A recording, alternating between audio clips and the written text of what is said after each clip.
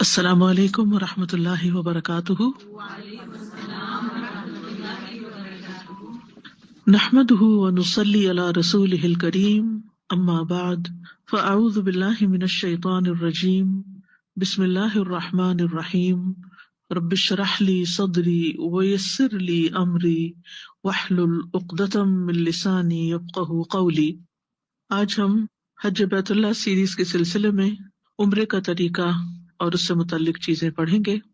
ارشاد باری تعالیٰ ہے، ان الذين كفروا ويصدون عن سبيل الله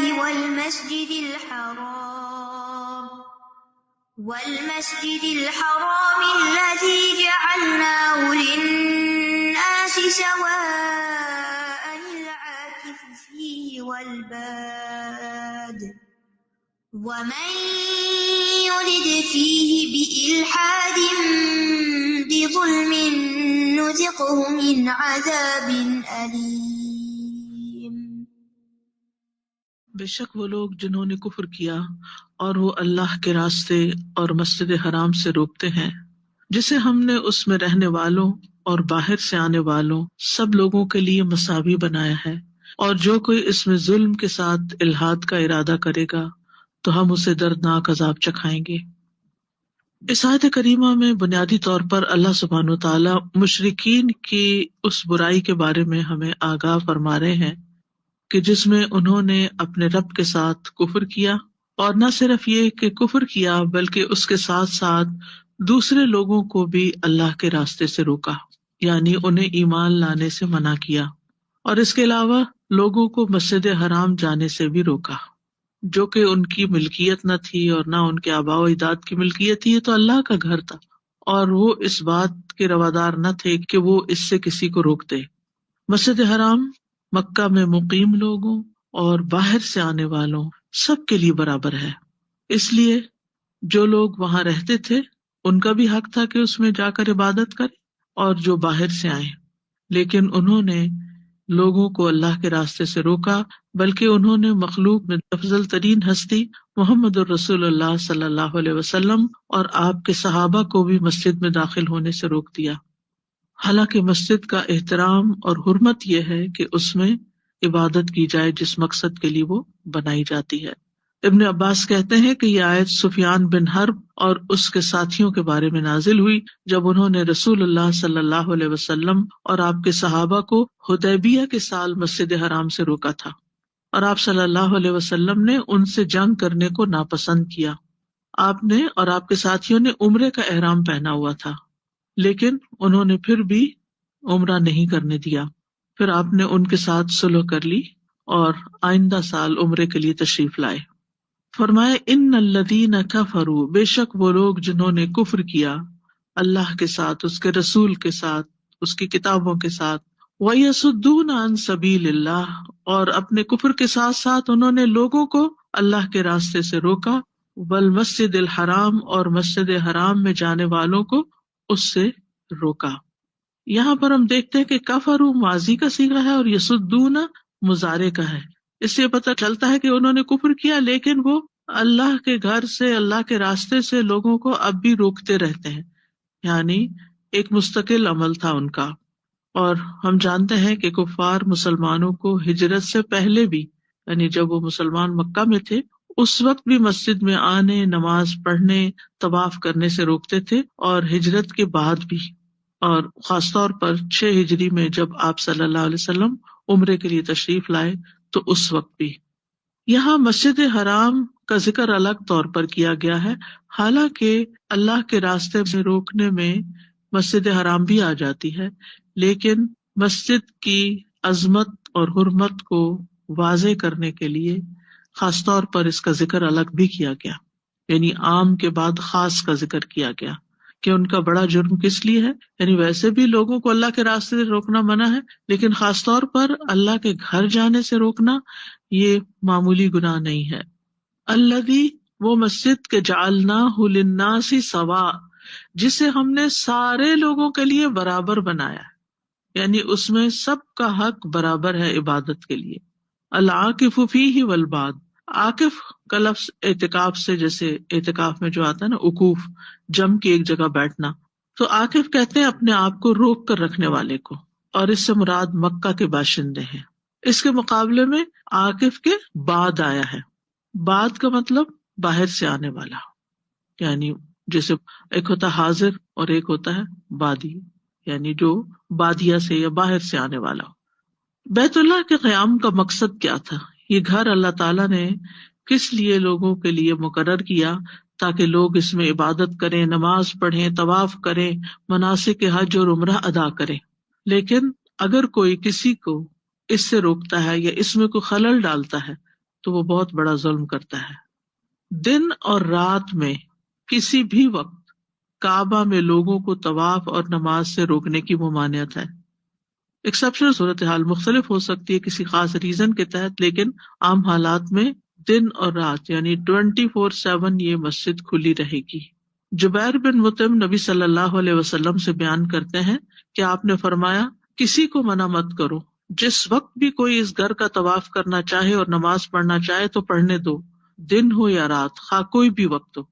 تو اس سے یہ پتہ چلتا ہے کہ جو زوال کے وقت جس میں ہم نوافل عام طور پر اس مسجد کے علاوہ ادا نہیں کرتے، اگر کسی نے طواف کیا ہے تو طواف کے نوافل وہ یا مسجد میں داخل ہونے کے نفل وہ اس وقت بھی وہاں پڑھ سکتا ہے۔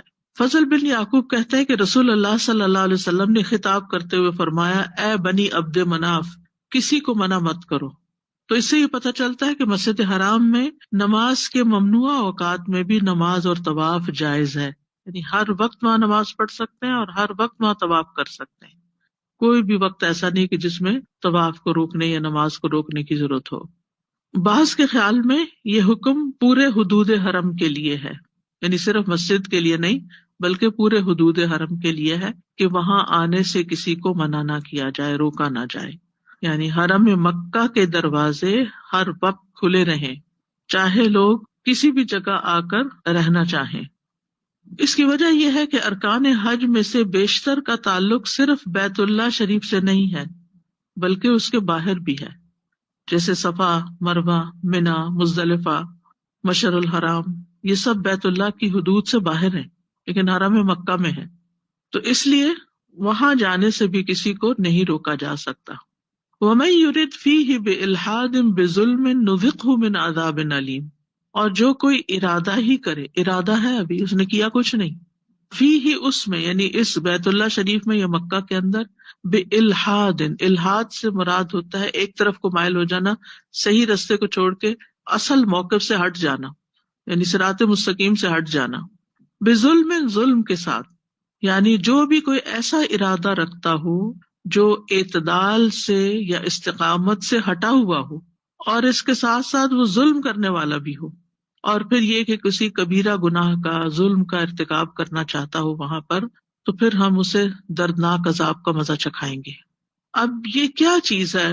ظلم سے مراد یہاں کسی انسان پہ ظلم ڈھانا ہے یا اپنے آپ پہ بھی ظلم کرنا، جیسے حرام مہینوں کے بارے میں آتا ہے نا، فَلَا تَظْلِمُوا فِيهِنَّ أَنفُسَكُمْ، کہ ان مہینوں میں اپنی جانوں پر ظلم نہ کرو، ٹھیک ہے؟ تو اپنی جانوں پہ ظلم کرنا کیا ہے؟ اپنی جان پر کیسے ظلم کرتا ہے انسان؟ گناہ کر کے۔ تو اس لیے یہاں بھی کیا مراد ہے کہ یہاں گناہ کا ارادہ نہیں کرنا چاہیے، چاہے صغیرہ گناہ ہو یا کبیرہ گناہ ہو، سارے گناہ مراد ہے، یعنی چاہے کوئی کفر کرے یا پھر کوئی چھوٹا گناہ کرے۔ مکہ میں گناہ کرنا دنیا میں کسی بھی جگہ گناہ کرنے سے زیادہ سنگین جرم ہے، کیونکہ ایک پاک زمین ہے۔ جیسے اگر انسان اپنے گھر میں گناہ کرتا ہے وہ بھی گناہ ہے، لیکن اگر وہ مسجد میں جا کے غلط کام کرتا ہے، یعنی کسی کے گھر چوری کرنا بھی منع ہے، لیکن مسجد میں چوری اور بھی بری بات ہے، اور بیت اللہ شریف میں چوری اور بھی بڑی بات۔ تو اس لیے کوئی بھی گناہ چھوٹا ہو یا بڑا اس کا ارتکاب وہاں نہ کیا جائے، اور کوئی ایسا کام چھوڑا نہ جائے جس کے کرنے کا اللہ نے حکم دیا، جیسے نماز وغیرہ، تو وہاں جا کے بھی کئی لوگ سوئے رہتے ہیں، نماز کی پرواہ نہیں کرتے، تو یہ بھی درست نہیں۔ اسی طرح اس میں بدعات بھی شامل ہے، گناہوں کے علاوہ بدعات بھی شامل ہے۔ بدعت اگرچہ گناہ ہی کا کام ہے لیکن الگ طور پر بھی ذکر کرنا چاہیے۔ اسی طرح حرم کی حرمت کا خیال نہ رکھنا، اس کا احترام نہ کرنا، جیسے پیچھے بات ہو چکی ہے.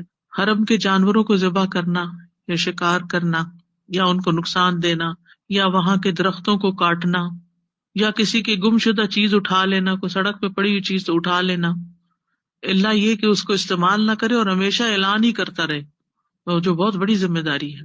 وہاں پر اگر کوئی بزنس کر رہا ہے تو اس میں ذخیرہ اندوزی کرنا، یعنی یو نیم اٹ، کسی بھی قسم کا گناہ، چاہے اپنی ذات سے متعلق ہو یا کسی انسان کے ساتھ زیادتی ہو، سبھی کچھ منع ہے.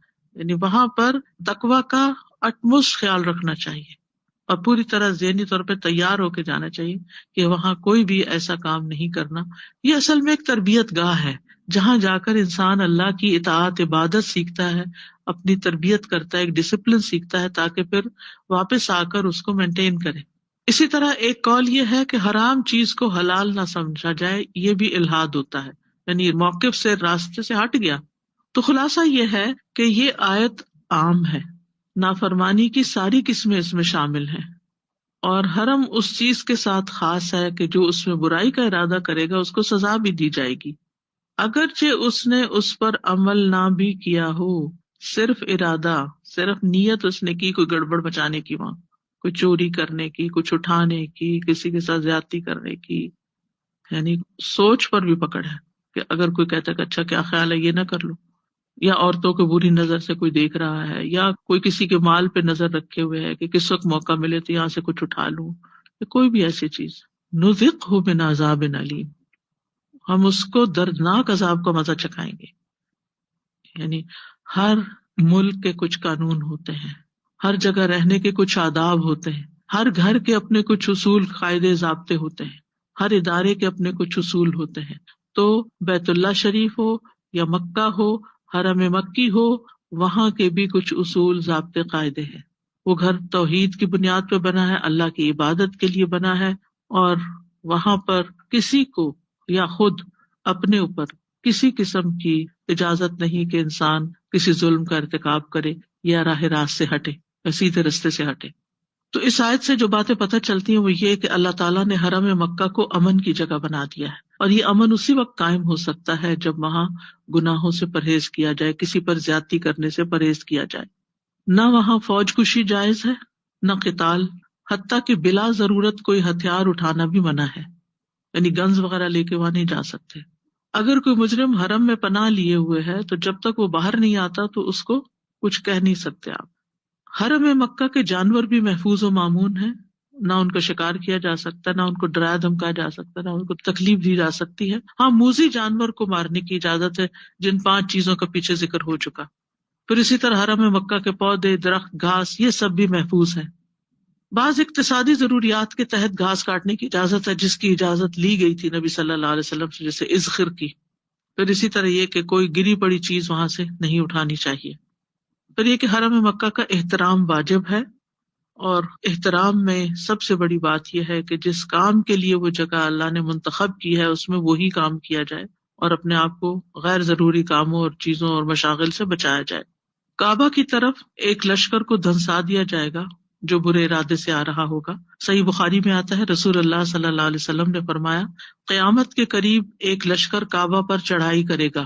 جب وہ مقام بیضاء میں پہنچے گا تو انہیں اول سے آخر تک سب کو زمین میں دھنسا دیا جائے گا، یعنی دنیا میں ہی ان کو عذاب چکھا دیا جائے گا. حضرت عائشہ کہتی ہے، میں نے کہا یا رسول اللہ صلی اللہ علیہ وسلم، اسے شروع سے آخر تک کیوں دھنسایا جائے گا جبکہ وہیں ان کے بازار بھی ہوں گے اور وہ لوگ بھی ہوں گے جو ان میں سے نہیں ہوں گے، یعنی جو آس پاس کے لوگ ہوں گے. ظاہر جب زمین سنک کرتی ہے تو یہ تھوڑی دیکھتی ہے کہ نیک لوگ ادھر ہو جائیں تو باقی ڈوبیں، اور تو جو بھی ساتھ ہوگا وہ سب چلے جائیں گے اندر. آپ نے فرمایا ہاں، شروع سے آخر تک ان سب کو دھنسا دیا جائے گا، پھر ان کی نیتوں کے مطابق وہ اٹھائے جائیں گے، یعنی قیامت کے دن. ہم سب جانتے ہیں کہ کعبہ کی طرف چڑھائی کرنے والے ایک لشکر کا کیسا عبرتناک انجام ہوا، جس کا ذکر سورۃ الفیل میں ملتا ہے. الم تر کیف فعل ربک باصحاب الفیل الم یجعل کیدہم فی تضلیل وارسل علیہم طیرا ابابیل ترمیہم بحجارۃ من سجیل فجعلہم کعصف مأکول. کیا تم نے دیکھا نہیں تیرے رب نے ہاتھی والوں کے ساتھ کیسا سلوک کیا؟ کیا اس نے ان کی تدبیر کو بیکار نہیں کر دیا اور ان پر جھنڈ کے جھنڈ پرندے بھیج دیے جو ان پر کھنگر یعنی پکی ہوئی مٹی کی پتھریاں پھینکتے تھے، تو اس نے انہیں کھائے ہوئے بھس کی طرح کر دیا. اور یہاں اشارہ ہے ابرہہ کے اس لشکر کی طرف جو یمن کی طرف سے آیا تھا اور کعبہ پر حملہ کرنے کے ارادے سے آیا تھا، اور بہت بڑا لشکر لے کر آیا تھا، اور اس لشکر کے آگے ہاتھی بھی تھے، اور اس کا مقصد کیا تھا کہ کعبہ کو ڈھا دے، اللہ کے گھر کو تباہ کر دے۔ لیکن مغمس نامی ایک جگہ کے قریب پہنچا تو وہاں رک گیا، ہاتھیوں نے آگے بڑھنے سے انکار کر دیا۔ وہ ہاتھی کو ڈانٹنے لگے جو سب سے آگے والا ہاتھی تھا، تاکہ وہ کعبہ کی طرف پیش قدمی کرے، لیکن جب اس کو کعبہ کی طرف کیا جاتا تو وہ مڑ جاتا، آگے نہ بڑھتا۔ یمن کی طرف جب اس کو پھیرا جاتا اور چلایا جاتا تو وہ دوڑنے لگتا۔ لوگوں نے اس کو ڈانٹا، ہر طریقہ اختیار کیا، لیکن وہ آگے نہیں بڑھا، وہیں ٹھہر گیا، لہذا لشکر بھی وہیں رک گیا۔ تو اللہ تعالیٰ نے ان پر ابابیل بھیجے جو پرندوں کی ایک قسم تھی۔ ابابیل سے مراد ہے کثیر تعداد میں پرندوں کا جھنڈ، جتنا لشکر تھا ویسا ہی ایک لشکر اللہ نے پرندوں کی شکل میں بھیج دیا، اور ہر پرندے نے اپنے پنجے میں ایک کنکری اٹھائی ہوئی تھی، اور وہ ایک ایک فرد پر جو اس لشکر کے اندر تھا اس پر برسائی گئی، اور جب وہ اس کے سر پہ جا کے پڑتی تو دوسرے راستے سے باہر نکل جاتی، جیسے بلٹ ہوتی ہے، تو بلٹس کا کام ان کنکریوں نے کیا، اور وہ سارے کے سارے مر گئے، اور اللہ تعالیٰ نے ان کو ٹکڑے ٹکڑے کر دیا، اور وہ کھائے ہوئے بھس کی طرح وہاں پڑے ہوئے تھے، کعصف معقول، یعنی ایسی کھیتی کی طرح جسے جانور کھا کے تباہ و برباد کر دیں اور اس میں توڑ پھوڑ ہو چکی ہو۔ تو یہ تو تاریخی واقعہ ہے جس سے کوئی بھی انکار نہیں کر سکتا کہ کس طرح برائی کا ارادہ کرنے والوں کو اللہ نے پامال کیا دنیا میں۔ لیکن اگر دنیا میں کسی کو وقتی طور پر وہاں سزا نہیں بھی ملتی، تو جو شخص بیت اللہ میں کسی بھی نافرمانی کا کام کرتا ہے، چھوٹا گناہ کرتا ہے یا بڑا کرتا ہے، یا کسی بھی حرام کام کا ارتکاب کرتا ہے، تو اللہ تعالیٰ اس کو اس کی سزا دے گا، الا یہ کہ وہ توبہ کر لے۔ وہ سزا دنیا میں بھی ہو سکتی ہے اور وہ سزا آخرت کے لیے بھی اٹھا کے رکھی جا سکتی۔ تو بہرحال یہ تو ہے اس جگہ کا احترام، اس گھر کا احترام، اور اس کا مقام جو قرآن مجید سے واضح ہوتا ہے۔ یہ مقام قرآن مجید کی ایک اور آیت سے بھی واضح ہوتا ہے، سورۃ آل عمران کی آیت نمبر 96-97 ہے۔ إن أول بيت وضع للناس للذي ببكة مباركا وهدى للعالمين فيه آيات بينات مقام إبراهيم ومن دخله كان آمنا ولله على الناس حج البيت من استطاع إليه سبيلا ومن كفر فإن الله غني عن العالمين۔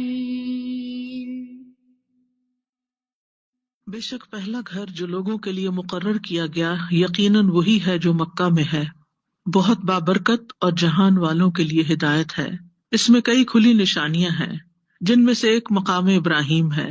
جو شخص اس گھر میں داخل ہوا وہ امن میں آ گیا، اور لوگوں پر اللہ کا یہ حق ہے کہ جو شخص اس گھر تک پہنچنے کی استطاعت رکھتا ہو وہ اس کا حج کرے، اور جس نے کفر کیا تو بے شک اللہ تمام جہان والوں سے بے پرواہ ہے۔ تو یہ پہلا گھر ہے جو لوگوں کے لیے بطور عبادت گاہ بنایا گیا، مبارک ہے، ہدایت کا ذریعہ ہے، اس میں بڑی بڑی نشانیاں ہیں، اس میں داخل ہونے والے امن میں آ جاتے ہیں۔ اللہ نے اس گھر کا حج مقرر کیا ہے۔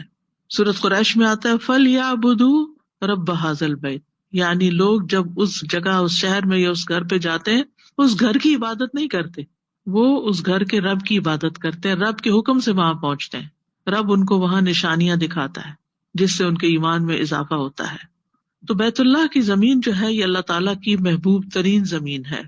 نبی صلی اللہ علیہ وسلم کو جب مکہ سے نکالا جا رہا تھا، یعنی جب آپ نے ہجرت کی، تو مقام حضورہ جو مکہ کے ایک بازار میں واقع تھا، اس میں آپ کھڑے ہو کر یہ فرما رہے تھے، اللہ کی قسم بے شک تو اللہ کی سب سے بہترین سرزمین ہے، اور اللہ کی زمین میں سے اللہ عز و جل کو سب سے زیادہ محبوب ہے۔ اگر مجھے تجھ سے نہ نکالا جاتا تو میں کبھی نہ جاتا، یعنی میں مکہ کبھی نہ چھوڑتا۔ تو اس سے اندازہ لگائیں کہ اس زمین کی کیا ویلیو ہے، یا اس کی کیا قدر و قیمت ہے، یا اس کا کیا مقام ہے، اور دل وہاں کس لیے کھنچتے ہیں۔ یہ ایک پاکیزہ شہر ہے، نبی صلی اللہ علیہ وسلم بھی اس سے محبت کرتے تھے۔ رسول اللہ صلی اللہ علیہ وسلم نے مکہ سے فرمایا تو کتنا پاکیزہ شہر ہے اور تو مجھے کتنا محبوب ہے، اور یہ کہ میری قوم نے مجھے تجھ سے نہ نکالا ہوتا تو میں تیرے علاوہ کہیں اور نہ رہتا۔ یہ سب سے پہلی عبادت گاہ ہے۔ ابو ذر کہتے ہیں میں نے عرض کیا اے اللہ کے رسول صلی اللہ علیہ وسلم، زمین میں سب سے پہلی مسجد کون سی بنائی گئی؟ آپ نے فرمایا مسجد حرام۔ میں نے عرض کیا پھر اس کے بعد کون سی؟ آپ نے فرمایا مسجد اقصی۔ بیت اللہ کی جو فضیلت ہے اس کی کچھ اور وجوہات بھی ہیں، ان میں سے ایک سورۃ البقرہ کی آیت نمبر 125 میں ہے، وَإِذْ جَعَلْنَا الْبَيْتَ مَثَابَةً لِلنَّاسِ وَأَمْنًا وَاتَّخِذُوا مِن مَّقَامِ إِبْرَاهِيمَ مُصَلًّى وَعَهِدْنَا إِلَىٰ إِبْرَاهِيمَ وَإِسْمَاعِيلَ أَن طَهِّرَا بَيْتِيَ لِلطَّائِفِينَ وَالْعَاكِفِينَ وَالرُّكَّعِ السُّجُودِ۔ اور جب ہم نے اس گھر کو لوگوں کے لیے لوٹ کر آنے کی جگہ اور سراسر امن بنایا، اور تم ابراہیم کی جائے مقام کو نماز کی جگہ بناؤ، اور ہم نے ابراہیم اور اسماعیل کو تاکیدی حکم دیا کہ تم دونوں میرے گھر کو طواف کرنے والوں اور اعتکاف کرنے والوں اور رکوع کرنے والوں اور سجدہ کرنے والوں کے لیے پاک صاف رکھو۔ تو یہاں دو خصوصیات بیان کی گئی ہیں کہ ایک تو یہ کہ لوگوں کے لیے مثابہ ہے، ثواب کی جگہ ہے، یعنی یہاں آ کر لوگ ثواب کما کے جاتے ہیں، اور دوسرا بار بار لوٹ کر آنے کی جگہ ہے کہ کسی کا دل نہیں بھرتا ایک دفعہ جانے سے، جو نہیں جاتا وہ بھی بے قرار ہوتا ہے، اور جو ایک دفعہ چلا جاتا ہے پھر وہ دوبارہ جانے کے لیے بے قرار ہوتا ہے۔ یہ ایسا شوق ہے جو ہمیشہ تازہ ہی رہتا ہے۔ اور دوسری خصوصیت یہ بتائی گئی کہ یہ امن کی جگہ ہے، یہاں دشمن کا بھی خوف نہیں رہتا۔ زمانے جاہلیت میں بھی لوگ یہاں خون کا بدلہ نہیں لیا کرتے تھے۔ اسلام نے اس احترام کو نہ صرف یہ کہ باقی رکھا بلکہ اس میں مزید وسعت بھی دی کہ انسانوں کے علاوہ حیوانوں اور درختوں وغیرہ کو بھی شامل کر لیا۔ یہ مسلمانوں کا قبلہ ہے۔ سورۃ مائدہ میں آتا ہے جعل اللہ الکعبۃ البیت الحرام قیاما للناس، کہ اللہ سبحانہ وتعالیٰ نے کعبہ کو جو حرمت والا گھر ہے لوگوں کے قیام کا باعث بنایا ہے اور قبلہ بنایا ہے۔ یہ قیامت تک حرمت والی جگہ ہے۔ ابن عباس کہتے ہیں رسول اللہ صلی اللہ علیہ وسلم نے فتح مکہ کے دن فرمایا اب مکہ سے ہجرت نہیں رہی، البتہ جہاد اور اس کی نیت باقی ہے، اس لیے جب تمہیں نکلنے کا حکم دیا جائے تو فوراً نکل پڑو۔ آپ نے فتح مکہ کے دن یہ بھی فرمایا کہ بے شک جس دن اللہ نے زمین اور آسمان کو پیدا کیا اسی دن اس شہر کو حرام قرار دے دیا، اس لیے یہ شہر اللہ کی حرمت کے باعث قیامت تک کے لیے حرام ہی رہے گا۔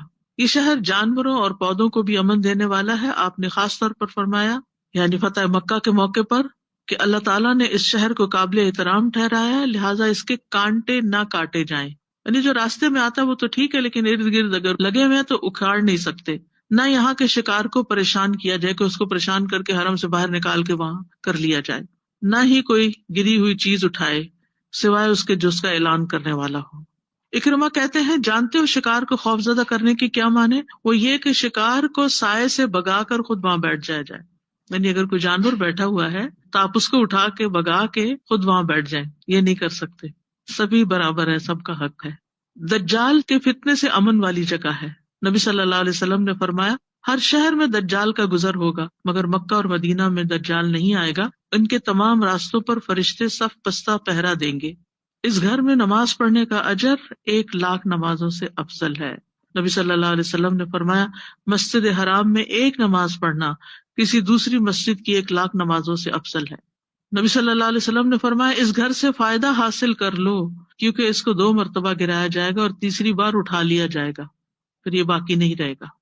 یہ گھر غیر مسلموں کے لیے ممنوع جگہ ہے۔ قرآن مجید میں واضح حکم ہے یا ایھا الذین آمنوا انما المشرکون نجس فلا یقربوا المسجد الحرام بعد عامہم ھذا، اے لوگو جو ایمان لائے ہو بے شک مشرک لوگ ناپاک ہیں بس وہ اس سال کے بعد مسجد حرام کے قریب نہ آئیں۔ تو یہ جگہ ہے جہاں پر حج ہوتا ہے۔ کل ہم نے احرام کے بارے میں پڑھا تھا کہ جو حج کا اور عمرے کا سب سے پہلا رکن ہے۔ احرام پہننے کے بعد اور احرام کی پابندیوں کو جاننے کے بعد پھر جب انسان سفر کر کے مکہ پہنچتا ہے، عمرہ شروع کرتا ہے یا اگر حج مفرد کر رہا ہے اور حج شروع کرتا ہے تو اس میں سب سے پہلے مکہ جا کر اس کو طواف کرنا چاہیے، اور اگر وہ عمرے کی نیت سے جا رہا ہے تو سب سے پہلے عمرہ کرنا چاہیے اگر حج تمتع ہے تو۔ وَأَتِمُّوا الْحَجَّ وَالْعُمْرَةَ لِلَّهِ، قرآن مجید میں حج کے ساتھ ہی عمرے کا ذکر بھی کیا گیا ہے۔ عمرہ گناہوں کے کفارے کا سبب ہے۔ رسول اللہ صلی اللہ علیہ وسلم نے فرمایا ایک عمرہ دوسرے عمرے تک ان کے درمیان ہونے والے گناہوں کا کفارہ ہوتا ہے۔ عمرہ فقر دور کرنے کا، محتاجی، غربت دور کرنے کا ذریعہ ہے۔ رسول اللہ صلی اللہ علیہ وسلم نے فرمایا پے در پے حج اور عمرے کیا کرو، کیونکہ یہ دونوں فقر اور گناہوں کو اس طرح ختم کر دیتے ہیں جیسے بھٹی لوہے، سونے اور چاندی کے میل کو ختم کر دیتی ہے، یعنی انسان صاف ستھرا ہو جاتا ہے۔ عمرے کا اجر انسان کی مشقت کے مطابق ہے۔ حضرت عائشہ سے روایت ہے کہ رسول اللہ صلی اللہ علیہ وسلم نے ان سے ان کے عمرے کی ادائیگی کے دوران فرمایا تمہارے لیے تمہاری تھکن اور خرچ کے مطابق ثواب ہے۔ ہو سکتا ہے انہوں نے کچھ اظہار کیا ہو یا ان کی چال سے یا کسی طرح آپ نے محسوس کیا ہو کہ تھک گئی ہیں، تو آپ نے ان کو انکریج کیا کہ جتنا بھی انسان اس سفر میں یا اس کام میں تھکتا ہے اس کا اجر اتنا ہی زیادہ ہوتا ہے، یعنی آپ کا گراف اونچا ہوتا جائے گا اگر آپ کی تھکاوٹ زیادہ ہو گئی ہے تو۔ اس کا مطلب جان بوجھ کے تھکائے اپنے آپ کو، لیکن اگر انسان تھک گیا ہے تو اس پر شکایت نہ کرے کہ بہت تھک گیا ہوں۔ عمرے کا کوئی وقت اور مہینہ مقرر نہیں، جس وقت چاہیں کر سکتے ہیں۔ حج کے ساتھ بھی کر سکتے ہیں، علیحدہ بھی کر سکتے ہیں۔ ہاں، حج کے ایام اور اشہر مقرر ہیں۔ عمرے کے 4 ارکان ہیں: احرام، طواف، صفا مروہ کی سعی اور حلق یا تقصیر۔ تو سب سے پہلے آتا ہے طواف۔ عمرے کا آغاز طواف سے کیا جاتا ہے، جو عمرے کے ارکان میں سے ایک اہم رکن ہے۔ اس کے بغیر عمرہ مکمل نہیں ہوتا۔ اور طواف سے مراد بیت اللہ کے گرد 7 چکر لگانا، جو حجر اسود سے شروع ہو کر حجر اسود پر ہی ختم ہوتے ہیں۔ طواف کی 5 قسمیں ہیں۔ ایک ہے طواف قدوم، دوسرا ہے طواف عمرہ، تیسرا ہے طواف افاضہ، چوتھا ہے طواف وداع، پانچواں ہے نفلی طواف۔ طواف قدوم، مکہ مکرمہ داخل ہونے کے بعد سے سب سے پہلا جو طواف کیا جاتا ہے اسے طواف قدوم کہتے ہیں۔ اس کے کچھ اور نام بھی ہیں، جیسے طواف قادم، طواف ورود، طواف تحیہ، سلام یعنی پہلا ابتدائی طواف۔ ابن عمر کہتے ہیں کہ رسول اللہ صلی اللہ علیہ وسلم نے حج کیا اور عرفات جانے سے قبل طواف تحیہ ادا کیا، کیونکہ آپ قارن تھے نا۔ یہ طواف ان لوگوں پر ہے جو بیرون مکہ سے آتے ہیں۔ یہ تحیۃ المسجد کی طرح بیت اللہ کے لیے تحیہ کے طور پر ہوتا ہے۔ اس کو طواف اللقاء بھی کہتے ہیں اور اول عہد بالبیت بھی کہتے ہیں۔ یہ طواف مسنون ہے، واجب نہیں۔ پھر ہے طواف عمرہ۔ عمرہ کرنے والا مکہ معظمہ پہنچ کر سب سے پہلا طواف جو ادا کرتا ہے اسے طواف عمرہ کہا جاتا ہے۔ طواف عمرہ عمرہ کا رکن ہے، اس کے بغیر عمرہ ادا نہیں ہوتا۔ عمرہ کرنے والے کا طواف عمرہ ہی طواف قدوم ہوتا ہے، الگ سے نہیں ہوتا کہ پہلے طواف قدوم کرو پھر تھوڑی دیر کے بعد طواف عمرہ کرو، یعنی عمرہ کرنے والا ڈائریکٹ طواف عمرہ ہی کرے گا۔ پھر طواف افاضہ یا طواف زیارہ بھی اس کو کہتے ہیں۔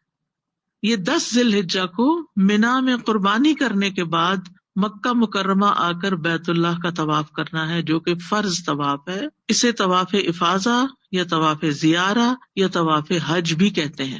حضرت عائشہ کہتی ہیں کہ جب رسول اللہ صلی اللہ علیہ وسلم نے کوچ کا ارادہ کیا تو دیکھا کہ صفیہ رضی اللہ عنہا اپنے خیمے کے دروازے پر پریشان کھڑی ہیں، تو آپ نے ان سے فرمایا اقرا یا حلقہ، یعنی تم ہمیں روک دو گی اب؟ یعنی آپ نے سینس کیا کہ شاید اس کا طواف نہیں ہوا۔ آپ نے پوچھا کیا تم نے قربانی کے دن طواف کر لیا تھا؟ انہوں نے کہا جی ہاں۔ آپ نے فرمایا پھر کوچ کرو، پھر چلتے ہیں۔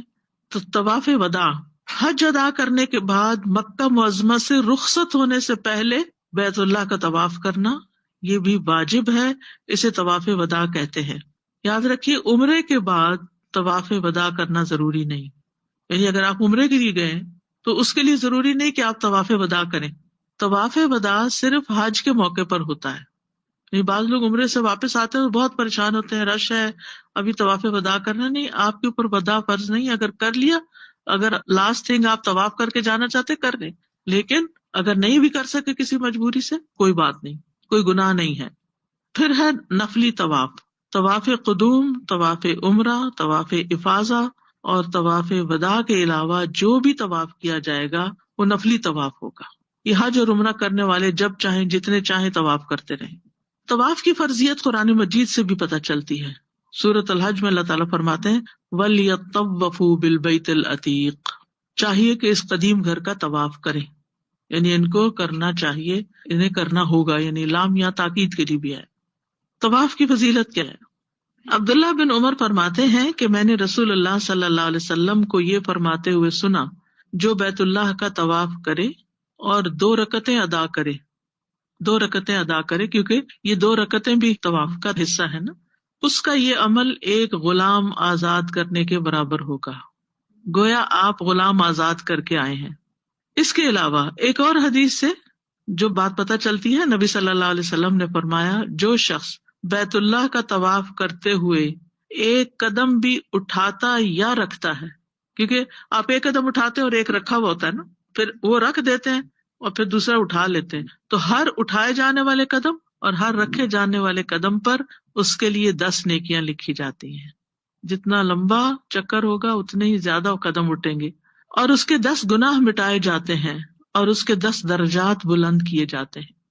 یہ سوچ کے اس شعور کے ساتھ انسان طواف کرے تو آپ دیکھیں کہ ہر قدم اپنا کتنا اچھا لگے گا، کتنی اچھی فیلنگ ہوگی کہ گناہ مٹ رہے ہیں، گناہ جا رہے ہیں، ثواب مل رہا ہے، درجے بلند ہو رہے ہیں، اوپر سے بھی طواف کرنے میں کوئی پرابلم نہیں ہوگی۔ طواف کی ابتدا باوضو ہو کر طواف کرنا چاہیے۔ نبی صلی اللہ علیہ وسلم نے فرمایا بیت اللہ کا طواف نماز ہی کی طرح ہے۔ اس سے پتہ چلتا ہے کہ جیسے نماز میں وضو ضروری ہے، طواف میں بھی ضروری ہے۔ دوسرا ہے خشوع و خضوع سے آغاز کرنا، یعنی جیسے نماز میں خشوع و خضوع ہوتا ہے، طواف میں بھی خشوع و خضوع کا اہتمام کرنا چاہیے۔ اللہ تعالیٰ کی عظمت دل میں ہونی چاہیے، اللہ سبحانہ و تعالیٰ کے گھر کی ہیبت دل میں ہونی چاہیے۔ طواف شروع کرنے سے پہلے ہی سوچ رکھیں کہ آپ نے کون سی دعائیں مانگنی ہیں، ہر چکر میں کیا پڑھنا ہے، اور دعائیں بھی رٹی رٹائی نہ ہوں، بلکہ خشوع و خضوع کے ساتھ اور عاجزی کے ساتھ دعائیں کریں۔ بلا وجہ آوازیں بلند کر کر کے دعائیں کرنا یہ بھی درست نہیں۔ اس میں ہم دیکھتے ہیں کہ بعض لوگ صرف رٹی رٹائی دعائیں پڑھتے ہیں، یا ہر چکر کی انہوں نے دعا مقرر کی ہوئی ہے اور وہ سمجھتے ہیں کہ بس یہی کافی ہے۔ تو دعائیں جو ہیں اپنی زبان میں بھی کر سکتے ہیں اور عربی میں بھی کر سکتے ہیں۔ طواف شروع کرنے سے پہلے تلبیہ پڑھنا بند کر دینا چاہیے۔ طواف کے دوران تلبیہ نہیں پڑھا جاتا۔ ابن عباس کہتے ہیں کہ آپ عمرے میں حجر اسود کا استلام کرتے ہی تلبیہ کہنا بند کر دیتے تھے۔ مرد اجتباء کریں۔ اجتباء کا مطلب یہ ہے کہ جو چادر اوڑھی ہوئی ہے اس چادر کا ایک حصہ دائیں کندھے کے نیچے سے نکال کر بائیں کندھے پہ ڈال دیں اور دایاں کھلا رکھیں، دایاں کندھا ننگا ہوگا۔ یعلا کہتے ہیں نبی صلی اللہ علیہ وسلم نے طواف کیا جبکہ آپ اجتباء کیے ہوئے تھے اور چادر سبز رنگ کی تھی، یعنی احرام میں تو آپ سفید کپڑا پہنتے ہیں نا، لیکن اس کے بعد جیسے کبھی بھی طواف آپ کرتے ہیں جو بھی رنگ پہنا ہوا ہو۔ خواتین کے لیے سطر کا اہتمام کرنا ضروری ہے اور مردوں کے بیچ میں نہیں گھسنا چاہیے۔ ہاں مردوں کے ساتھ ساتھ طواف کر سکتے ہیں، لیکن جہاں زیادہ مردوں ذرا اوائڈ کرنا چاہیے، ایک طرف کو ہو جانا چاہیے۔ عطا کہتے ہیں جب مکہ کے حاکم ابن ہشام نے عورتوں کو مردوں کے ساتھ طواف کرنے سے منع کر دیا تو میں نے کہا تم کس دلیل کی بنا پہ عورتوں کو اس سے منع کر رہے ہو، جبکہ نبی صلی اللہ علیہ وسلم کی بیویوں نے مردوں کے ساتھ طواف کیا تھا۔ ابن جریج کہتے ہیں میں نے پوچھا یہ پردہ کی آیت نازل ہونے کے بعد کا واقعہ یا پہلے کا؟ انہوں نے کہا میری عمر کی قسم میں نے انہیں پردے کے بعد دیکھا۔ اس پر ابن جریج نے کہا میں نے پوچھا وہ مردوں میں کیسے مل جل جاتی تھی؟ انہوں نے کہا کہ مکس اپ نہیں ہوتی تھی، ساتھ ساتھ ہوتی تھی لیکن ان کے اندر نہیں گھستی تھی۔ ازواج مطہرات رات میں اس طرح نکلتی تھی کہ پہچانی نہ جاتی اور مردوں کے ساتھ طواف کرتی، البتہ عورتیں جب کعبہ کے اندر جانا چاہتی تو اندر جانے سے پہلے باہر کھڑی ہو جاتی اور مردوں کو نکال دیا جاتا تھا، کیونکہ چھوٹی جگہ تھی، اس وقت شاید دروازہ ہر وقت بند نہیں ہوتا ہوگا تو جو چاہے اندر چلا جائے۔ طواف کی ابتدا حجر اسود سے کرنی چاہیے۔ طواف سے پہلے حجر اسود کو چھو کر بوسہ دینا یا کسی چیز سے حجر اسود کو چھو کر اسے بوسہ دینا استلام کہلاتا ہے، یعنی یا تو آپ خود بوسہ دیں یا اپنے ہاتھ سے اس کو چھو کے پھر ہاتھ کو چوم، یا کوئی لکڑی وغیرہ ہے یا کسی چیز سے حجر اسود کو چھوئیں اور پھر اس کو چوم لیں، یہ استلام ہوتا ہے۔ دور سے اشارہ کرتے ہوئے ہاتھ کو چومنے کی ضرورت نہیں۔ جابر بن عبداللہ کہتے ہیں جب نبی صلی اللہ علیہ وسلم مکہ تشریف لائے اور مسجد حرام میں داخل ہوئے تو حجر اسود کا استلام کیا، پھر بیت اللہ کے دائیں طرف چلنا شروع کیا۔ ابن عمر کہتے ہیں ایک آدمی نے حجر اسود کے استلام کے بارے میں سوال کیا تو انہوں نے کہا میں نے رسول اللہ صلی اللہ علیہ وسلم کو حجر اسود کو ہاتھ لگاتے اور بوسہ دیتے ہوئے دیکھا ہے۔ ابو طفیل کہتے ہیں میں نے نبی صلی اللہ علیہ وسلم کو بیت اللہ کا طواف ان کی سواری پہ کرتے ہوئے دیکھا جب آپ حجر اسود کو چھڑی سے چھوتے اور چھڑی کو چوم لیتے، لیکن اگر کوئی چیز اس کو ٹچ نہیں کر رہی تو پھر دور سے کس نہیں کرنے کی ضرورت، بسم اللہ ہی اللہ اکبر کہتے ہوئے حجر اسود کا استلام کرنا چاہیے۔ استلام نہ کر سکنے کی صورت میں صرف دائیں ہاتھ سے اشارہ کیا جائے گا، اور ایک دفعہ اشارہ کرنا کافی، کچھ لوگ بار بار ایسے ایسے کر رہے ہوتے ہیں، اس کی ضرورت نہیں ہے، بس ایک دفعہ اشارہ کر کے بسم اللہ اللہ اکبر کہہ کے آگے بڑھیں۔ عمر رضی اللہ عنہ کہتے ہیں کہ نبی صلی اللہ علیہ وسلم نے ان کو فرمایا اگر تمہیں خالی جگہ ملے تو حجر اسود کا بوسہ لو، اگر نہ ملے تو اس کی طرف رخ کر کے لا الہ الا اللہ اور اللہ اکبر پڑھتے ہوئے آگے گزر جاؤ، یعنی بسم اللہ اللہ اکبر بھی پڑھ سکتے ہیں، لا الہ الا اللہ واللہ اکبر بھی پڑھ سکتے ہیں۔ حجر اسود کو دور سے بوسہ دینا درست نہیں، ہر چکر کے آغاز میں حجر اسود کے سامنے کھڑے ہو کر اللہ اکبر کہنا چاہیے، اور یہ نہیں کہ کھڑے ہی ہو جائے وہاں۔ اکثر دیکھا گیا کہ وہاں بہت رش ہو جاتا ہے کیونکہ کوئی ہلتے نہیں، بہت دیر لگا دیتے ہیں، پتہ نہیں دعائیں کرنے لگتے ہیں یا کیا پڑھنے لگتے ہیں، تو وہاں سے فوراً نکلنا چاہیے تاکہ دوسرے لوگوں کو تکلیف نہ ہو۔ ابن عباس کہتے ہیں رسول اللہ صلی اللہ علیہ وسلم نے بیت اللہ کا طواف اونٹ پر سوار ہو کر کیا، آپ جب بھی حجر اسود کے نزدیک آتے تو اپنے ہاتھ میں جو چیز ہوتی اس سے اشارہ کرتے اور اللہ اکبر کہتے، یعنی چھڑی ہوتی تو اس کے ساتھ، اور ویسے بھی حجر اسود پر رش ہونے کی صورت میں بیچ میں زبردستی نہیں گھسنا چاہیے، اور خاص طور پر خواتین کو۔ حضرت عائشہ مردوں سے الگ ہو کر طواف کیا کرتی، ان سے مکس اپ نہ ہوتی۔ ایک عورت نے ان سے کہا ام المومنین چلیے ہم حجر اسود کو بوسہ دیں، تو انہوں نے رش کی وجہ سے انکار کر دیا اور کہا تم چلی جاؤ۔ عمر بن خطاب سے مروی ہے کہ نبی صلی اللہ علیہ وسلم نے ان کے لیے فرمایا اے عمر یقیناً تم طاقتور آدمی ہو۔ آپ کو معلوم ہے کہ حضرت عمر اتنے طاقتور تھے کہ نیچے کھڑے کھڑے کود کر گھوڑے پہ سوار ہو جاتے تھے سیڈل کے بغیر۔ فرمایا کہ تم طاقتور آدمی ہو، اس لیے تم حجر اسود پر مزاحمت نہ کرنا، دھکم پیل نہ کرنا، کیونکہ اس طرح تم کمزور افراد کو اذیت پہنچاؤ گے۔ اگر تمہیں خالی جگہ ملے تو حجر اسود کا بوسہ کر لو، اور اگر نہ ملے تو اس کی طرف رخ کر کے لا الہ الا اللہ اور اللہ اکبر پڑھتے ہوئے آگے گزر جاؤ۔ طواف کے ہر چکر میں حجر اسود اور رکن یمانی کو چھونا افضل ہے، نہ چھو سکے تو ویسے بھی گزر سکتے ہیں، یعنی حجر اسود پہ تو اشارہ کریں گے لیکن رکن یمانی پہ اشارہ بھی نہیں کرنا۔ حجر اسود اور رکن یمانی کے علاوہ باقی دونوں کونوں یا کعبہ کی کسی اور چیز کا استلام سنت سے ثابت نہیں کہ اس کے ساتھ آپ اپنے کپڑے ملیں یا آپ اس کے ساتھ لگ جائیں، یہ نہیں کر سکتے۔ ابن عمر کہتے ہیں کہ میں نے رسول اللہ صلی اللہ علیہ وسلم کو حجر اسود اور رکن یمانی کے علاوہ کسی رکن کو چھوتے ہوئے نہیں دیکھا۔ رکن کارنر کو کہتے ہیں۔ رکن یمانی کو بوسہ نہ دیں، صرف ہاتھ سے چھوئیں۔ سالم بن عبداللہ روایت کرتے ہیں، وہ کہتے ہیں میں نے نبی صلی اللہ علیہ وسلم کو دونوں رکن یمانی کے سوا کسی چیز کو چھوتے ہوئے نہیں دیکھا۔ دونوں رکن یمانی یعنی حجر اسود اور وہ جو ہے وہ ایک ہی سائڈ پر ہے نا، یہ مطلب ہے، یمین رائٹ سائڈ کو کہتے ہیں۔ یعلا بن امیہ کہتے ہیں ایک مرتبہ میں نے عمر بن خطاب کے ساتھ طواف کیا، انہوں نے حجر اسود کا استلام کیا۔ وہ کہتے ہیں میں بیت اللہ کی جانب تھا، جب میں مغربی رکن پر پہنچا جو حجر اسود سے آگے آتا ہے تو میں نے استلام کرنے کے لیے ہاتھ بڑھایا تو حضرت عمر نے کہا تمہیں کیا ہوا؟ میں نے کہا آپ استلام نہیں کریں گے؟ انہوں نے فرمایا کیا تم نے رسول اللہ صلی اللہ علیہ وسلم کے ساتھ کبھی طواف نہیں کیا؟ میں نے عرض کیا کیوں نہیں؟ فرمایا تو کیا تم نے آپ کو ان دو مغربی یعنی لیفٹ سائڈ کے جو رکن ہیں ان کا استلام کرتے ہوئے دیکھا؟ میں نے کہا نہیں۔ تو انہوں نے کہا کیا رسول اللہ صلی اللہ علیہ وسلم کی ذات میں تمہارے لیے اسوہ حسنہ موجود نہیں؟ میں نے عرض کیا کیوں نہیں؟ انہوں نے فرمایا پھر اسے چھوڑ دو۔ سمجھانے کا طریقہ دیکھیں آپ، سبحان اللہ، کتنی حکمت سے سمجھایا، کتنے سارے سوال کیے، پھر کہا کہ آپ نے نہیں کیا تو ہمیں کیوں کرنا ہے پھر، کیونکہ ان سے آگے تو نہیں بڑھنا نا، کہ جو کام انہوں نے نہیں کیا ہم وہ کرنے لگے ثواب کی نیت سے تو ثواب تو نہیں ہوگا۔ اصل میں نا ہم بے صبرے ہو جاتے ہیں، جلد باز ہیں۔ اگر ہمیں کسی نیکی کی بات کا پتا تو بس کہتے ہیں کسی کے اوپر الٹ دیں، فوراً اس کو بتا دیں، اور اسے سمجھ آئے یا نہ آئے، اسے اچھا لگے یا برا لگے، بس ہم بتا دیں۔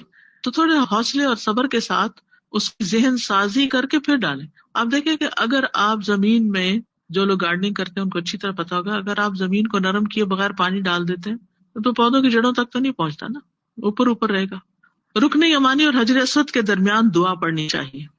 عبداللہ بن صاحب کہتے ہیں رسول اللہ صلی اللہ علیہ وسلم کو فرماتے ہوئے سنا، آپ رکن یمانی اور حجر اسود کے مابین یہ دعا پڑھ رہے تھے، ربنا آتنا فی الدنیا حسنۃ وفی الآخرۃ حسنۃ وقنا عذاب النار، اے ہمارے رب ہمیں دنیا میں بھلائی دے اور آخرت میں بھی بھلائی عطا فرما اور ہمیں آگ کے عذاب سے بچا، آمین۔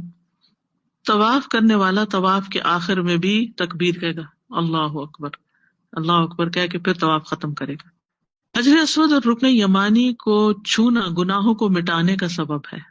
ابن عمر کہتے ہیں کہ نبی صلی اللہ علیہ وسلم نے فرمایا یقیناً رکن یمانی اور رکن اسود کو چھونا خطاؤں کو گرا دیتا ہے، یحط الخطایا، یعنی گناہ جھڑنے لگتے ہیں، گرنے لگتے ہیں، گناہوں کا بوجھ ہوتا ہے نا انسان پہ۔ اسی لیے جب ہم طواف کرتے ہیں، جب نیکی کا کوئی کام کرتے ہیں تو ہم لائٹ فیل کرتے ہیں، جیسے کوئی بوجھ ہٹ گیا ہے۔ چھونا گناہوں کو جھاڑ دیتا ہے تو استلام بھی اس کے قائم مقام ہو جائے گا پھر، جی چھو نہیں انشاءاللہ۔ سکتے۔ اصل میں یہ موٹیویٹ کیا گیا ہے نا کہ انسان سستی کا مظاہرہ بھی نہ کرے اور بلا وجہ دوسروں کو تنگ بھی نہ کرے، نیت رکھے، اور اگر نہیں چھو سکتا تو کوئی بات نہیں، لیکن موقع ہے تو پیچھے نہیں رہنا چاہیے۔ حجر اسود جو ہے یہ جنت کا پتھر ہے۔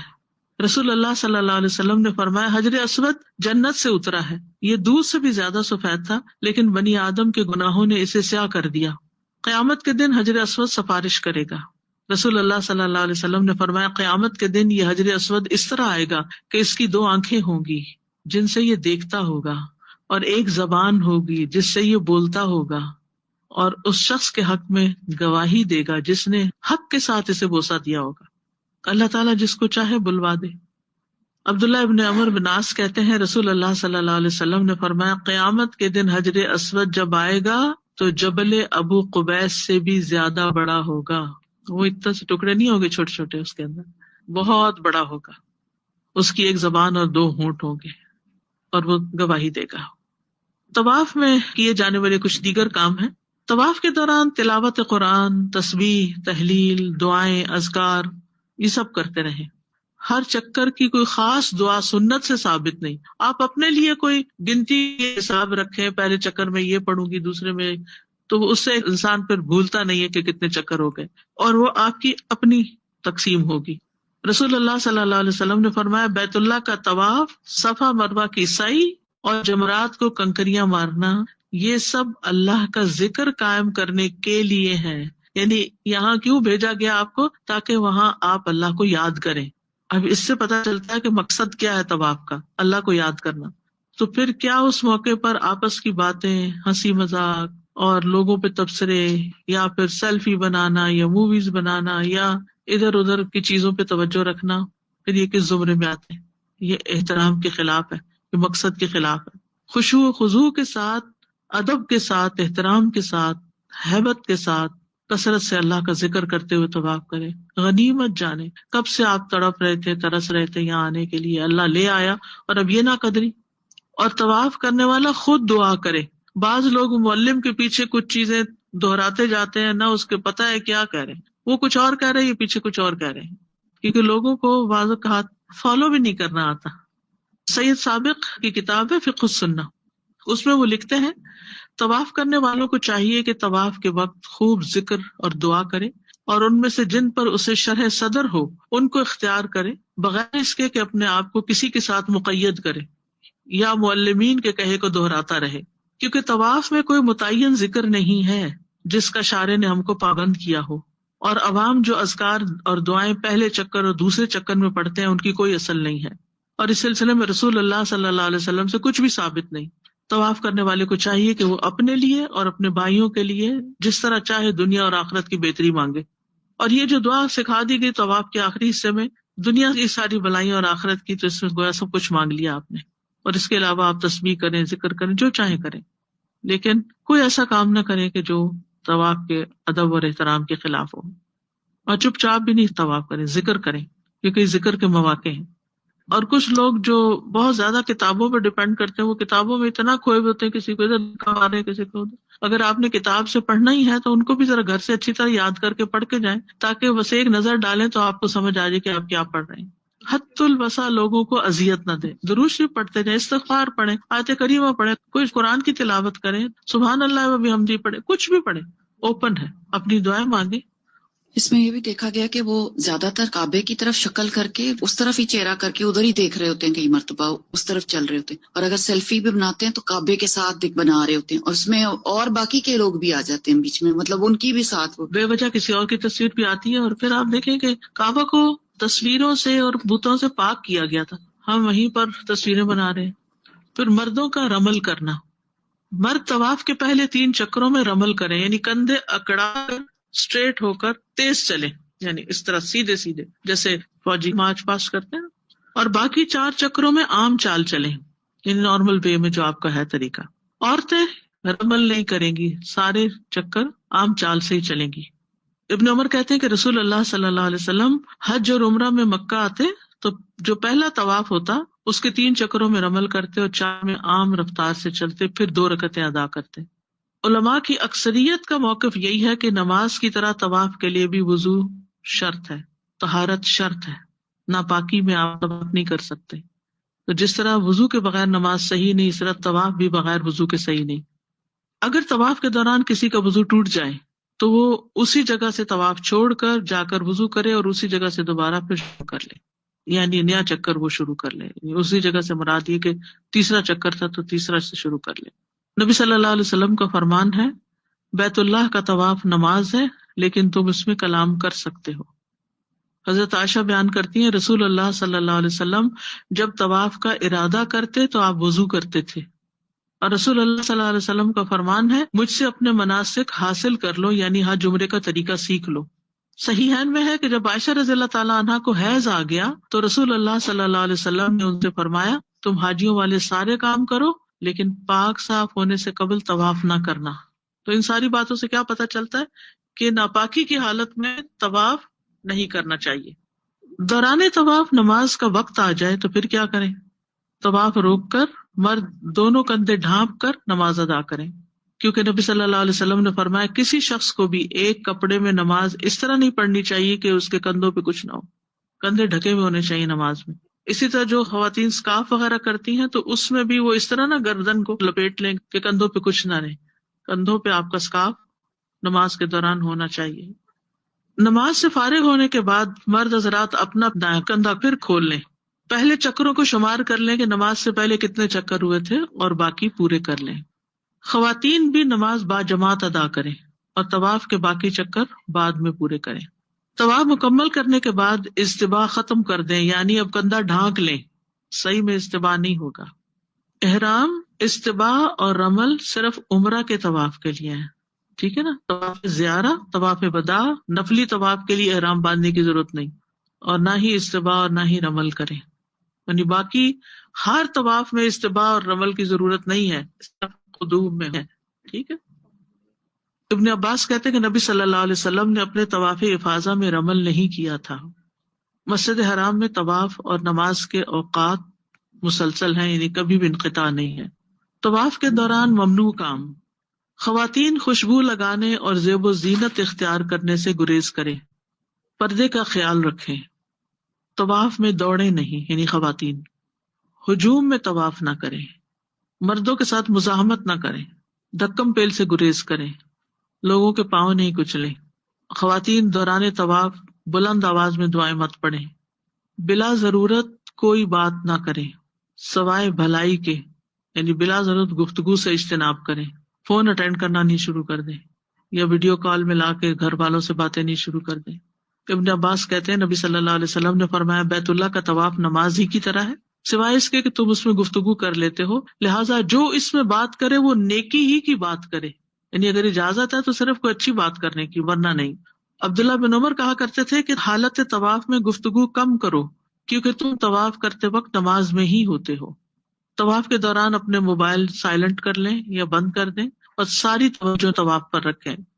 بلا وجہ، بلا ضرورت دوسروں کا ہاتھ پکڑ کر طواف مت کریں، کیونکہ جب وہ گروپ سا بن جاتا ہے تو پھر لوگوں کے گزرنے کا راستہ نہیں رہتا، خاص طور پر اگر آپ چل بھی آہستہ رہے ہوں. پھر ابن عباس نے بیان کیا کہ نبی صلی اللہ علیہ وسلم کعبہ کا طواف کرتے ہوئے ایک ایسے شخص کے پاس سے گزرے جس نے اپنا ہاتھ ایک دوسرے شخص کے ہاتھ سے رسی یا تسمے یا کسی اور چیز سے باندھ رکھا تھا.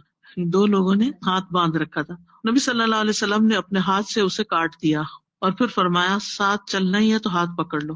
جب طواف مکمل ہو جائے اور حجر اسود کے پاس رش ہو تو نکلتے وقت لوگوں کو دھکے دے کر نہ نکلیں، بلکہ آہستہ آہستہ جہاں مناسب جگہ ملے وہ طواف سے نکلے. یہ بہت ضروری ہے کیونکہ بہت سے لوگ جب طواف حجر اسود پہ مکمل ہوا واپسی کا سفر شروع کر دیتے اور طواف کے اندر سے ہی واپسی کرنے لگتے. یعنی لوگ ادھر جا رہے ہیں اور وہ الٹے سائڈ پہ آ رہے ہیں اور پھر ان کے ساتھ دھکم پیل کر رہے ہیں. تو بہتر یہی ہے کہ آپ آخری چکر میں آہستہ آہستہ آہستہ دائرے سے باہر آنا شروع کر دیں، تاکہ جب طواف ختم ہو تو آپ تھوڑا سا بھی آگے جا کے پھر باہر نکل جائیں جس طرف سے لوگ آ نہ رہے ہوں۔ کسی دوسرے انسان کی طرف سے طواف کرنا جائز نہیں، البتہ حج اور عمرہ کیا جا سکتا ہے، لیکن خالی طواف کسی کے لیے نہیں کرنا ہوتا۔ اور اس میں بھی بڑی حکمت ہے، کیونکہ پھر ہر کوئی ڈیمانڈ کر سکتا ہے میرے لیے طواف کر دو، میرے لیے کر دو، اور پھر وہ اپنا کس وقت کریں گے۔ طواف کے بعد مقام ابراہیم پر نماز ہوگی، واتخذوا من مقام ابراہیم مصلی، یعنی اس مقام پر نماز پڑھی جائے گی، یعنی طواف کے بعد کی 2 رکعتیں، پہلی رکعت میں سورۃ الکافرون، دوسری رکعت میں قل هو اللہ احد، سورۃ الاخلاص۔ عبداللہ بن ابی اوفا کہتے ہیں رسول اللہ صلی اللہ علیہ وسلم نے عمرہ کیا تو آپ نے بیت اللہ کا طواف کر کے مقام ابراہیم کے پیچھے 2 رکعتیں پڑھی۔ مقام ابراہیم آپ کو معلوم ہے نا، وہ پتھر ہے جس پر حضرت ابراہیم نے کھڑے ہو کر کعبہ تعمیر کیا تھا۔ اگر اس مقام پر رش ہو اور وہ طواف کے اندر آ چکا ہو تو وہاں پر زبردستی نماز نہ پڑھے، کیونکہ میں دیکھا کہ کچھ لوگ یعنی عین اس جگہ، حالانکہ لوگ گزر رہے ہیں، وہیں پر کھڑے ہو کر نماز پڑھ ریجڈ ہو جاتے ہیں۔ آپ پوری مسجد میں کہیں بھی چلے جائیں، جہاں خالی جگہ ملے وہاں جا کے نفل پڑھیں طواف کے۔ یہ جب نفل پڑھ رہے ہوتے ہیں تو اس جگہ پہ حرم کے اندر سترے کی ضرورت نہیں ہوتی کہ جیسے اب ہم نفل پڑھ رہے ہیں ہوتی ہے، کیوں نہیں ہوتی ہے؟ ہاں جی، اپنی کوئی نہ کوئی چیز رکھیں آگے، اور اگر جماعت میں پڑھ رہے ہیں تو پھر تو امام کے آگے ہے نا۔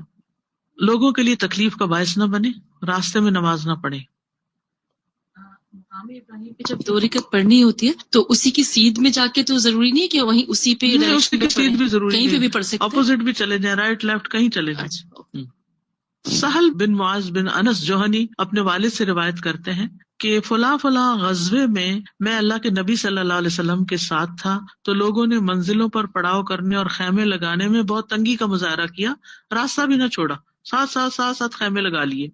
تو اللہ کے نبی نے ایک منادی بھیجا جس نے لوگوں میں اعلان کیا، جو شخص خیمہ لگانے میں تنگی کرے یا راستہ کاٹے تو اس کا جہاد نہیں۔ غلط پارکنگ کر کے مسجد آنا اور جمعہ پڑھنا جمعہ ضائع کرنے کے برابر ہے، جس میں آپ دوسروں کو تکلیف میں مبتلا کریں۔ اگر کچھ دور مل گئی پارکنگ، ٹھیک ہے، گرمی ہے، دھوپ ہے یا برف بارش ہے، تو ہر قدم پر آپ کو اجر مل رہا ہے، آپ کی صحت بھی اچھی ہو رہی ہے کہ اللہ نے آپ کو چلنے کا موقع دے دیا ہے۔ یہ وہ چیز ہے جو ہمارے کلچر میں ختم ہی ہو گئی ہے، یعنی کہیں اور آپ جائیں کسی جگہ پارکنگ کرنے تو آپ کو وہ حالات نہیں ملیں گے جو مسجدوں کے باہر ہوتے ہیں۔ تو حرم میں بھی ایسی جگہ نماز نہ پڑھیں جو لوگوں کی گزرگاہ ہو، رستوں میں نہ کھڑے ہوں، یعنی وہاں کے لیے نہیں، کہیں پر بھی آپ دروازے میں نہ کھڑے ہو جائیں۔ بعض لوگ واش روم جاتے ہیں، واش روم کے دروازے میں کھڑے ہو کے سلام دعا کرنے لگتے ہیں، رستہ روک دیتے ہیں۔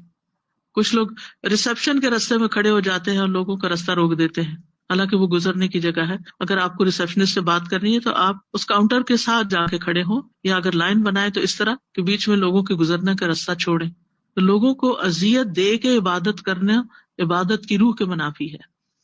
اسی طرح اگر آپ نے طواف ختم کیا ہی اور ساتھ ہی فرض نماز شروع ہو گئی، مثلا فجر کی نماز شروع ہو گئی اور 2 رکعتیں پڑھ لی آپ نے، تو کیا آپ کی طواف کی 2 رکعتیں ساتھ ہی ہو گئی؟ نہیں، فجر کی نماز کی رکعتیں طواف کی رکعتوں میں شمار نہیں ہوگی، وہ الگ پڑھی جائیں گی، اور اس کے بعد آپ طواف کے نفل پڑھ سکتے ہیں۔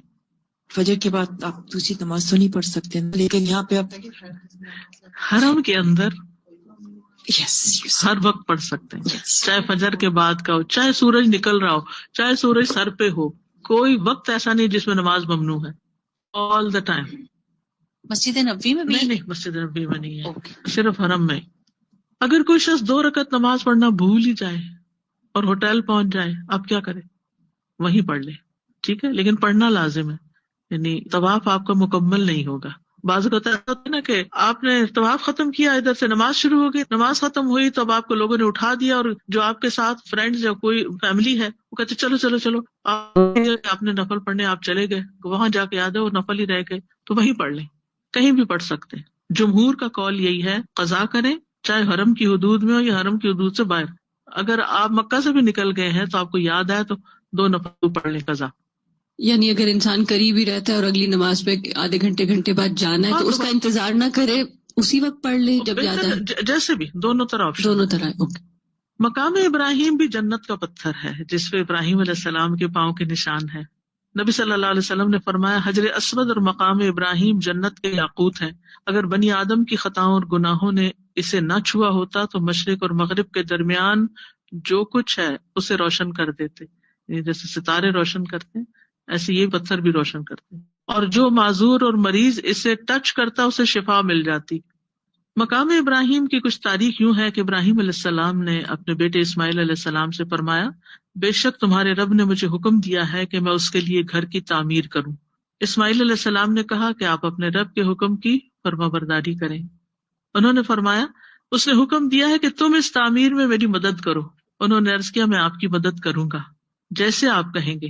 چنانچہ دونوں اٹھ کھڑے ہوئے، ابراہیم علیہ السلام تعمیر کرتے، اسماعیل علیہ السلام پتھر پکڑاتے، یعنی جیسے ایک مستری ہوتا ہے نا اور ایک مزدور ساتھ لگتا ہے تو ایسے ہی، اور دونوں دعا بھی مانگتے کام کرتے ہوئے، ربنا تقبل منا انک انت السمیع العلیم۔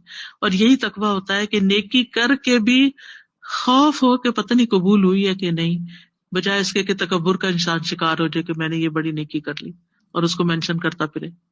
ابن عباس کہتے ہیں حتیٰ کہ جب دیواریں اونچی ہو گئی اور ابراہیم پتھروں کی نقل و حرکت سے عاجز ہو گئے تو وہ مقام ابراہیم والے پتھر پر کھڑے ہو گئے اور اسماعیل انہیں پتھر اٹھا کر دینے لگے، ساتھ ساتھ دونوں دعا کر رہے تھے، ربنا تقبل منا انک انت السمیع العلیم۔ اور پھر یہ کہا جاتا ہے کہ پتھر اتنا ہی اونچا ہوتا گیا جتنا ابراہیم علیہ السلام نے اس گھر کی اونچائی رکھی۔ صحابہ مقام ابراہیم سے بہت وابستگی رکھتے تھے، اس سے محبت کرتے تھے۔ عمر رضی اللہ عنہ نے فرمایا، 3 باتوں میں نے اپنے رب کی موافقت کی۔ میں نے کہا تھا، یا رسول اللہ، اگر ہم مقام ابراہیم کو نماز پڑھنے کی جگہ بنا لیتے تو اس پر یہ آیت نازل ہوئی تھی، وَاتَّخِذُوا مِن مَّقَامِ إِبْرَاهِيمَ مُصَلًّى، تم مقام ابراہیم کو نماز پڑھنے کی جگہ بنا لو۔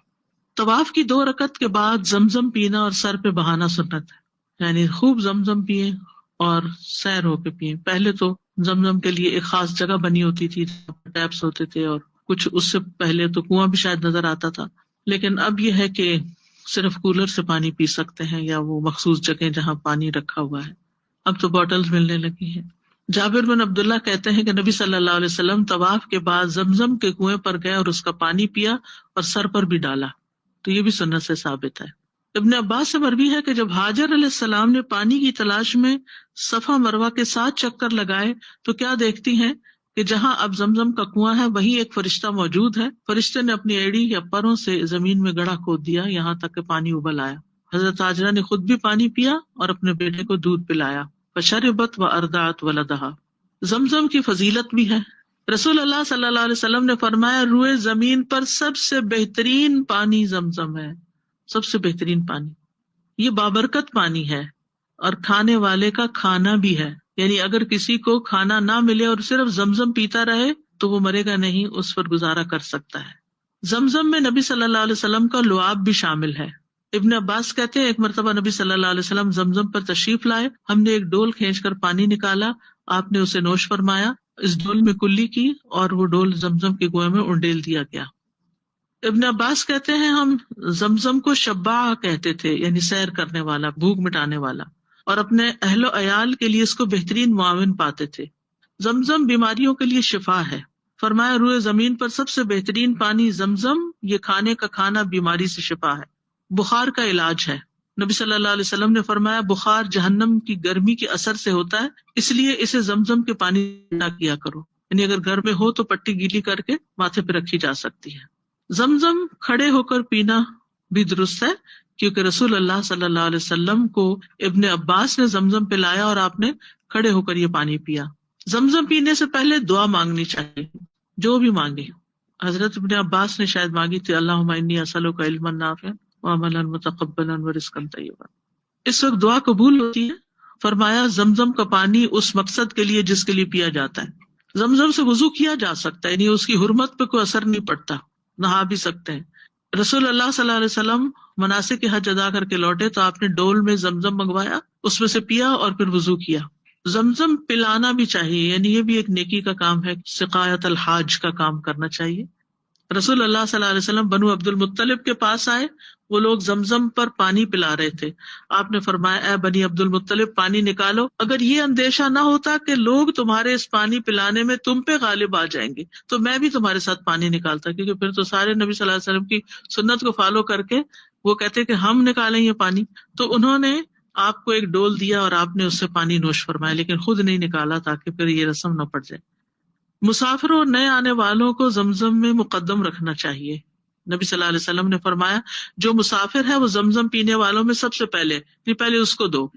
زمزم ساتھ بھی لے کے آ سکتے ہیں. حضرت عائشہ کہتی ہیں کہ وہ اپنے ساتھ زمزم اٹھا کے لے جاتی تھی اور فرماتی تھی کہ رسول اللہ صلی اللہ علیہ وسلم بھی برتنوں اور مشکیزوں میں زمزم کا پانی لے جاتے تھے اور مریضوں پہ ڈالتے اور ان کو پلاتے تھے، یعنی مدینہ لے جاتے تھے. زمزم کا تحفہ منگوایا بھی جا سکتا ہے. ابو زبیر کہتے ہیں ہم جابر بن عبداللہ کے پاس باتیں کر رہے تھے تو عصر کی نماز کا وقت آیا. انہوں نے ہمیں ایک ہی کپڑے میں نماز پڑھائی جو انہوں نے گردن کے پیچھے باندھا ہوا تھا اور ان کی چادر پاس ہی پڑی تھی. پھر ان کے پاس زمزم کے پانی میں سے پانی لایا گیا، انہوں نے اسے 2 بار پیا. لوگوں نے پوچھا یہ کیا ہے؟ انہوں نے کہا یہ زمزم کا پانی ہے. اس کے بارے میں رسول اللہ صلی اللہ علیہ وسلم نے فرمایا کہ زمزم کا پانی جس مقصد کے لیے پیا جاتا ہے وہی مقصد پورا کرتا ہے. پھر آپ نے فتح مکہ سے قبل جب آپ مدینہ میں تھے سہیل بن عمر کی طرف پیغام بھیجا، اس وقت مسلمان نہیں ہوتے، ہمیں زمزم کے پانی کا تحفہ ضرور بھیجو. تو اس نے 2 مشقیں آپ کی طرف بھجوائیں. زمزم پینے کے بعد پھر حجر اسود کا استلام کرنا چاہیے. نبی صلی اللہ علیہ وسلم نے حجر اسود سے حجر اسود تک 3 چکروں میں رمل کیا، پھر 2 رکعتیں پڑھی، پھر حجر اسود کنویں پہ گئے، پانی پیا، سر پہ ڈالا، واپس آ کر پھر حجر اسود کا استلام کیا، یعنی صفا مروہ کرنے سے پہلے. پھر ہے ملتزم. زمزم پینے کے بعد ممکن ہو تو ملتزم سے چمٹ کر دعا کرنی چاہیے. کعبہ کے دروازے اور حجر اسود کے درمیان کا حصہ ہے بس ملتزم. لوگ سمجھتے ہیں جو کعبے کے نیچے والی جگہ وہ ملتزم ہے. ابن عباس فرماتے ہیں حجر اسود اور دروازے کے درمیان ملتزم ہے. اور اس کے بارے میں آتا ہے عمر بن شعیب اپنے والد سے روایت کرتے ہیں کہ میں نے عبداللہ بن عمر کے ساتھ طواف کیا. پھر جب ہم کعبہ کے پیچھے آئے تو میں نے ان سے کہا آپ تعوذ نہیں پڑھیں گے؟ انہوں نے کہا اعوذ باللہ من النار، میں آگ سے اللہ کی پناہ مانگتا ہوں. پھر وہ چلتے رہے یہاں تک کہ حجر اسود کا استلام کیا. پھر حجر اسود اور دروازے کے درمیان کھڑے ہو گئے اور انہوں نے اپنا سینہ رکھا، ساتھ چمٹ گئے. پھر کہا میں نے اللہ کے رسول صلی اللہ علیہ وسلم کو ایسا ہی کرتے دیکھا ہے. آپ دوران طواف اپنا سینہ، چہرہ اور دونوں بازو اور دونوں ہتھیلیاں رکن اور دروازے کے درمیان رکھتے تھے. سینہ، چہرہ، بازو، ہتھیلیاں رکن اور دروازے کے درمیان، جیسے آپ دیکھتے ہیں تصویروں میں. مجاہد کہتے ہیں میں ابن عباس کے پاس آیا تو وہ حجر اسود اور دروازے کے درمیان تعوذ پڑھ رہے تھے. یہ ملتزم میں کیا پڑھ رہے تھے؟ تعوذ پڑھ رہے تھے. آج کے لیے اتنا ہی کافی ہے. انشاءاللہ نیکسٹ ہم صفا مروہ کی صحیح کریں گے کہ جو اگلا رکن ہے عمرے کا.